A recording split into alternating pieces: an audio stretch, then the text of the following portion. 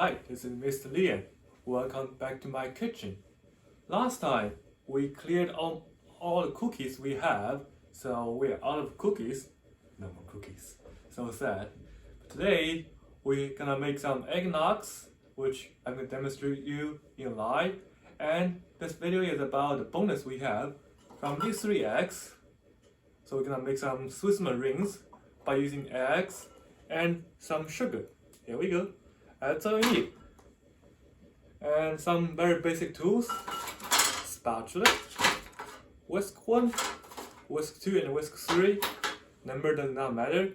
A pastry bag, you can use a plastic bag, those edible bags at home.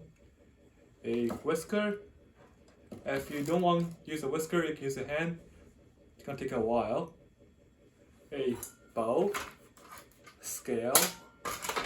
You see my oven has preheated to 175 Fahrenheit. That's very important that you preheat your oven before you start your cooking. And a bowl of hot water, which I'm gonna heat up in a few seconds. And a beer cup.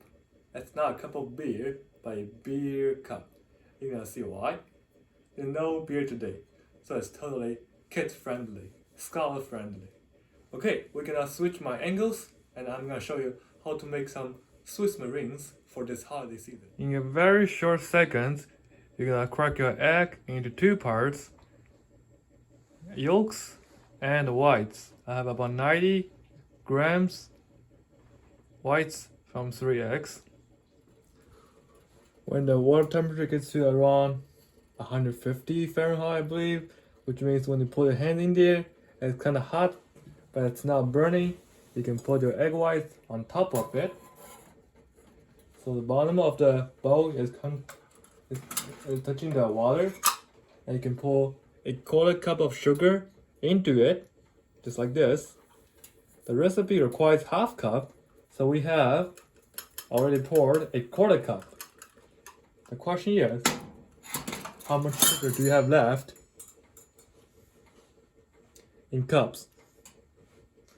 Now we're gonna keep whisking it until the sugar dissolves, and we're gonna turn our heat to simmer so we don't overcook our eggs. As you may see, I'm dissolving my sugar. The sugar is getting dissolved. We're gonna keep doing that for a little bit until the sugar are totally dissolved. Come back. This is called Swiss meringue. It's different than French meringue, where you do not use the double boiler, and it's also different than Italian meringue, which you cook the sugar to hard boil, then you pour the meringue in. I figured the Swiss meringue is in between, and it's safer because the egg whites, as you may see, is kind of cooked, but it's not too hard to make, unlike the Italian meringue where you have to cook the sugar into a certain point. Like you may see right now, it's kind of dissolved as it's getting a little fluffy. Now we check. Looks like the sugar has been fully dissolved. We're gonna move back to our workstation.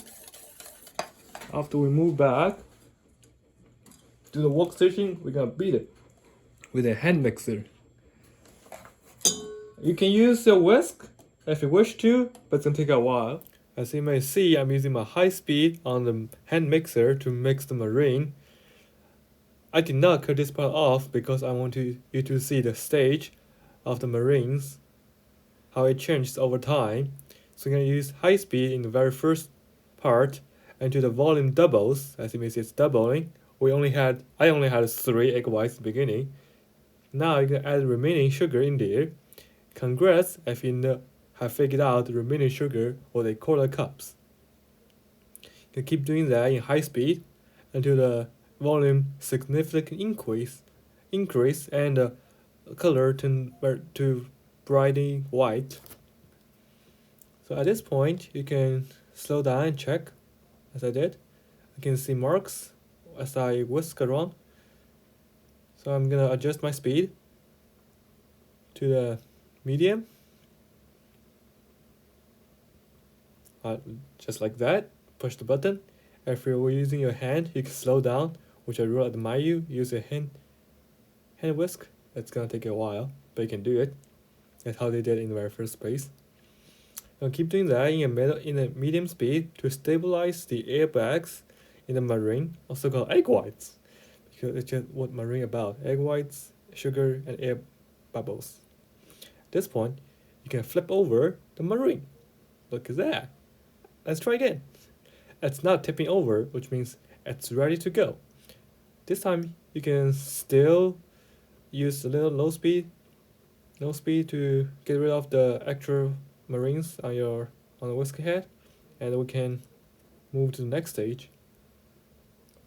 Be careful when using these electricities. Then I'm gonna put the meringue back in there. Spatula. Meringue. Oh, wait, just like this. Make sure everything goes in there. Just poke in there. Poke in there.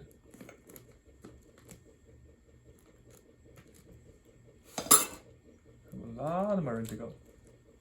Like this, and just shake it.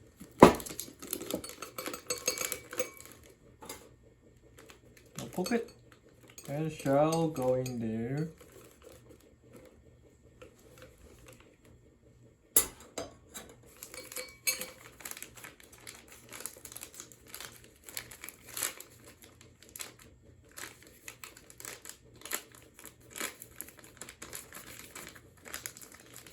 Just like this.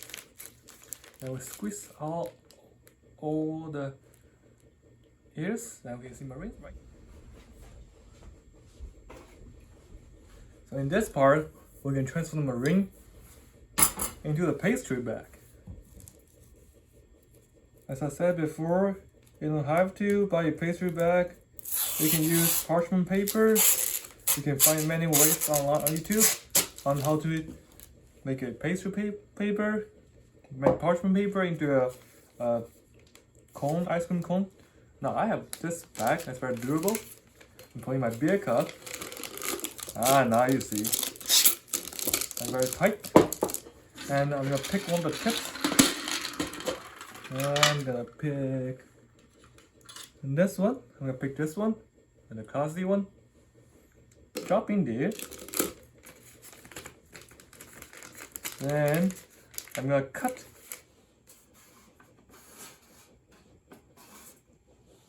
Okay, now it's time to make some meringues. You can make any shape you want.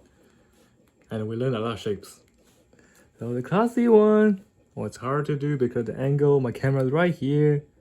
You just do like this. Then a little bit over, like this. I'll keep doing.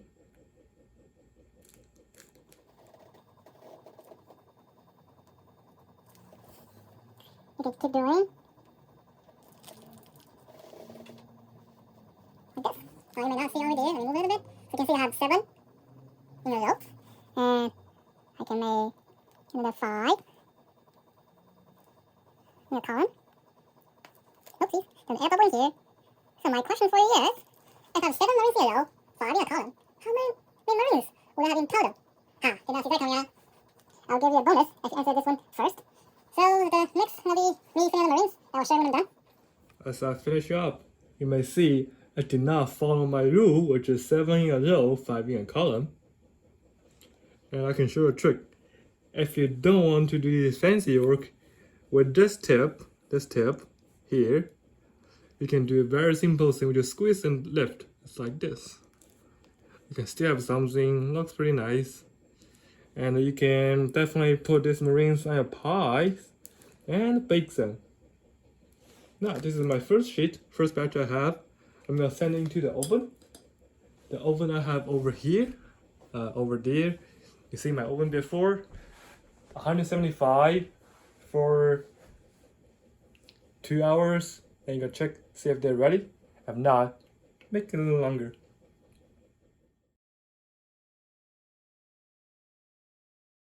After 2 hours of waiting, our meringues are finally done.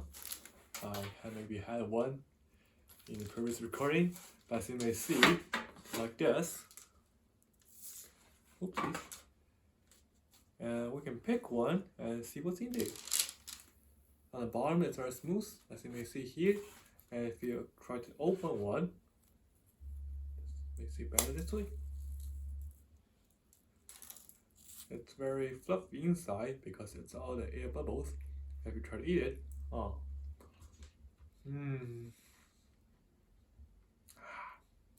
it's so sweet. Okay, eat that half. That's really good. Now, bragging, that's really good.